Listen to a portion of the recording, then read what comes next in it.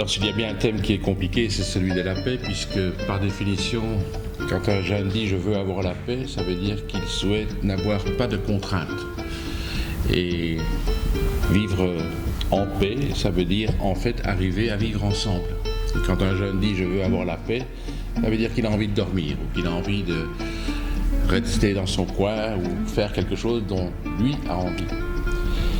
Alors parler de la paix, c'est évidemment dans un contexte régional, Bruxelles et environ, c'est des quartiers, c'est des familles, c'est l'école, c'est plein de lieux où la paix devient un enjeu essentiel. Et on sait très bien qu'il y a des clivages et qu'il y a des personnes qui s'entendent facilement avec d'autres et d'autres personnes qui s'entendent beaucoup plus difficilement avec d'autres. Et donc on a véritablement un problème parce que si on veut avoir la paix, eh bien, il faut absolument la construire, cette paix.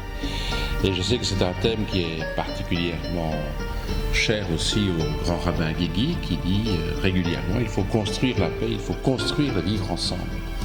Et nous sommes donc bien dans une journée défi, une journée extraordinairement belle parce que la paix, nous y aspirons tous.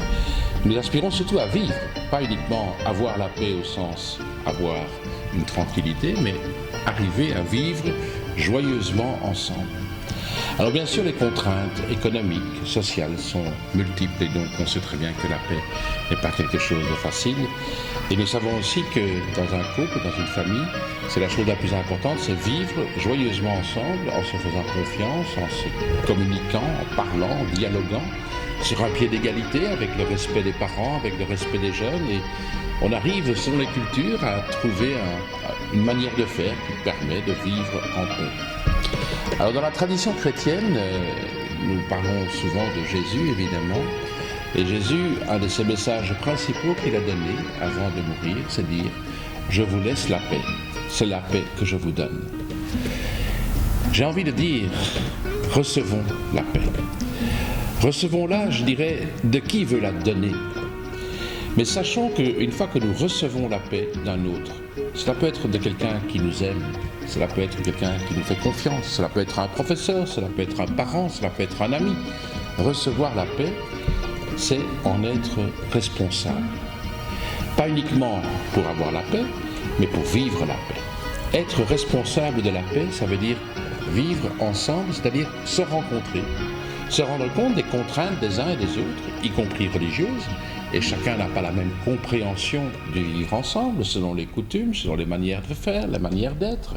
Nous avons une histoire large derrière nous, et les chrétiens ne sont pas les seuls sur la terre, et il y a des personnes de religion musulmane, il y a des personnes de religion juive, il y a de religion musulmane, mais cela veut dire aussi de quel pays vient-on, de quelle culture vient-on, de l'Afrique, de l'Asie, du nord du Maghreb, etc. On peut venir de beaucoup d'endroits.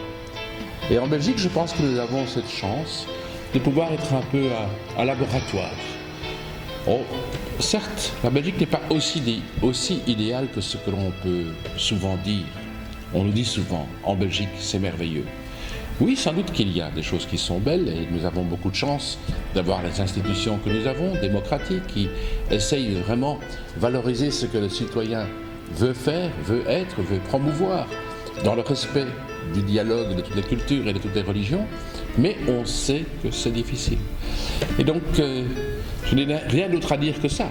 Nous savons que c'est difficile, nous savons que nous y tenons, nous savons que c'est très important, et donc sachons que notre responsabilité est grande de recevoir la paix, d'en être responsable. Alors, qu'on soit dans un club associatif, que l'on soit dans une maison de jeunes, que l'on soit dans un groupe sportif, que l'on soit dans la rue, que l'on soit dans une mosquée, à la synagogue, dans une église, eh bien sachons que là, il y a plein de personnes qui veulent construire la paix. Alors rencontrons-les, pas uniquement dans un jour faste où on parle beaucoup de la paix, mais jour après jour. Et c'est cette paix construite ensemble qui fera de notre ville, de notre région, de notre pays, un endroit où nous serons heureux de vivre en paix. Merci.